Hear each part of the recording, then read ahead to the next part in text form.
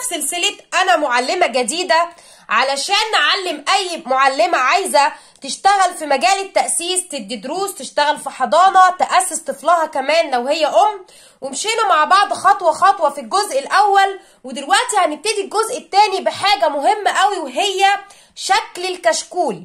لو أنا بشتغل في حضانة هعمل إيه وأظبط كشكولي إزاي؟ ولو أنا بدي درس كشكولي شكله عامل إزاي؟ طب هو في فرق يا ميس؟ طبعا في فرق بين الاتنين، وكل حاجة بيبقى ليها طريقتها. أول حاجة لو أنا بشتغل في حضانة مش هنتكلم عن الخط الكويس، تبتدي توضحي خطك حجمه ما يبقاش كبير ما يبقاش صغير، تشتغلي في كتابة على السطر، تراعي الهمزة، النقط بتاع التاء المربوطة، لأن المدرسة بيبقى وضعها تحت الميكروسكوب. طيب أول حاجة طبعا ببتدي بيها هي التاريخ، واي مستوى طفل انت ماشيه معاه بتبتدي معاه بالاملاء او باختبار على حسب ما انت بتشتغلي. يعني قصدي ان انا لو عندي طفل في حروف والنهارده جه لازم اعمل املاء على الحروف اللي قبلها. طيب لو انا عندي الحروف دي هو واخد 5 حروف بس، هبتدي املي مش ال5 على بعضهم، هبتدي املي منهم 2 أو 3، وطبعا هركز على اخر حرف والحرف اللي قبليه. يعني لو واصل لحد حرف الصاد يبقى انا هقول له يتملى الصاد والسين والشين. وعارفه لما كنت بشتغل معاه ان الدال فيها مشكله والجيم كمان، يبقى ركزت على النقط اللي فيها مشكله وكمان على اخر 2 أو 3. ولما املي طفلي امليه بشكل غير مرتب. طيب الاملاء عدت على خير. في ملحوظتين: لو طفلك عمل الحرف غلط وليكن قلت له اكتب سين وكتبها صاد او حرف بشكل خاطئ، بعمل دورايه على الغلط واعمل حركه الغلط جنبه. لو الام عايزه تراجع لطفلها وكاتب الحرف وليكن مثلا معوج بالشكل ده وحضرتك عملتي الاكس فوقيه، طب هي شافت الخطأ، عرفت المشكله بتاع طفلها. لكن لو انا عملت عليه دايره وسبته غلط وحطيت الغلط جنبه واكتب بقلمي اللي لونه احمر ومميز الحرف بشكل صحيح انا، يبقى اول حاجه ما تعمليش الغلط فوق الحاجه اللي عاملها الطفل سواء الكلمه او الحرف، اعمليها في دايره وحطي الغلط جنبها واعملي انت الصح. طيب اتعلم وكله صح، حفزي طفلك، اعملي له نجمه ستار صغيره، اعملي له برافو، اعملي له سمايل، لازم يبقى فيه تحفيز للطفل. انا خلصت وعرفت ان هو تمام واخد الحروف كلها القديمه بشكل كده، خدنا 5 6 منهم. شكل الكشكول اللي فاضل ايه؟ طبعا الحرف الجديد لازم يكون موجود في مكان كبير. يعني انا هبتدي مثلا الحرف اللي بعده هو النهارده هياخد حرف الطاء.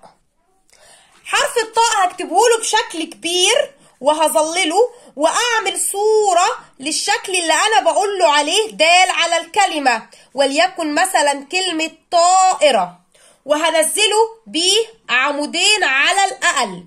وطبعا مش همسك ايد الطفل، لازم لو هو عاملها معوجة خليه يمسح ويكتب تاني. ما ينفعش الشغل اللي الطفل اشتغله في الحضانة مع المدرسة يبقى فيه اخطاء، ما ينفعش يبقى يكتب لحد هنا والعمود نصه فاضي. ممكن الام تسيب لك الواجب فاضي وحضرتك تعلقي، لكن ما ينفعش انت ما تكمليش شغلك. خلصت الصفحه وكتب معايا والموضوع كان صعب، طلع روحي، عملت بسرعه، طلع شاطر مش قوي، ايا ما كان مستوى الطفل لازم يخلص الحرف ويتعلمه مع حضرتك عشان ده شغلك. في بعض الحضانات بتلزم المدرسه بوجود 3 تدريبات، بعض الحضانات تقول 2 تدريبات كفايه عشان عندي كثافه في العدد، يبقى برضو إدارة المكان بتفرض عليكي عدد التدريبات. ولو انت حرة نفسك والمكان سايبك تقرري أقل حاجة 2 تدريبات. طبعا مجموعة التدريبات للحروف لتثبيت الحروف عارفينها وموجودة على القناة، لو هو في فتح أو كسر أو ضم بدي تدريبات لكل مرحلة على حسب، بس على الأقل كشكولك فيه 2 تدريبات. نلون، نعمل يعني نظلل رأس السؤال، نعمل نقط، نخلي شكل الكشكول مهندم علشان ده واجهتك عند ولي الامر. قبل كلام الطفل عن الحاجه اللي اخدها جديد الام هتبص في الكشكول ده. كشكول الحضانه. كشكول الدرس في بعض العوامل المشتركه اللي هي الاملاء او الاختبار، ولكن في بعض الناس تحب تعمل اختبار كامل، ومنهم انا. كل حصه عندي امتحان في درس، كل حصه ان شاء الله يا رب يكون واخد 4 حروف اتملاهم. طب خلاص تعالى يلا قول لي اكمل واعمل له دوده. تعالى اكتب الحرف التالي.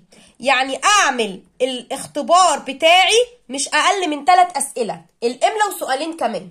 ولما خلص الاختبار واقيم طفلي واتاكد انه مستواه كويس قوي وما وقعش منه حاجه، اشتغل جديد. ولو وقع منه حاجه وده وارد، ابتدي اركز على الحرف القديم واديهوله تاني يكتبه معايا عشان ده درس مش حضانه، وبعد كده اديله الحرف الجديد وهيكتبه معايا برضو، وهركز معاه وهطلعه في افضل شكل، وهمسح لحد ما يكتبه بشكل صحيح على السطر. طيب خلص الحرف الجديد، بديله من 4 ل 5 تدريبات. الدرس غير الحضانه، الطفل جايلك لوحده او معاه 2 كمان، لازم ياخد حقه مش اقل من 4 تدريبات على الحاجه الجديده اللي اخدها او على الدرس اللي واخده معاكي. وال4 تدريبات متنوعين، وال4 تدريبات بتحلي نقطه او 2 وتسيبيه 3 نقط يحلهم لوحده، لان ما ينفعش حضرتك تشتغلي تحلي بس، وما ينفعش الطفل يكون عمال يحل في حاجات جديده ويخطأ ويحبط ويزعل. وطبعا بنقول نحفز الطفل.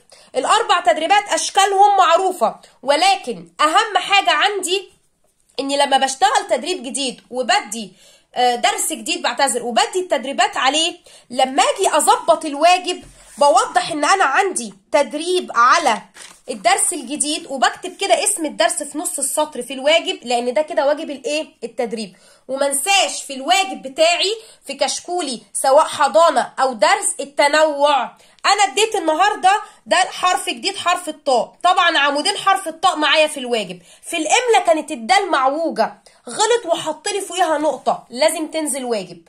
لا الحروف كلها تمام، يبقى هعمل تدريبات متنوعه ماسكه كل الحروف من الالف للطاء.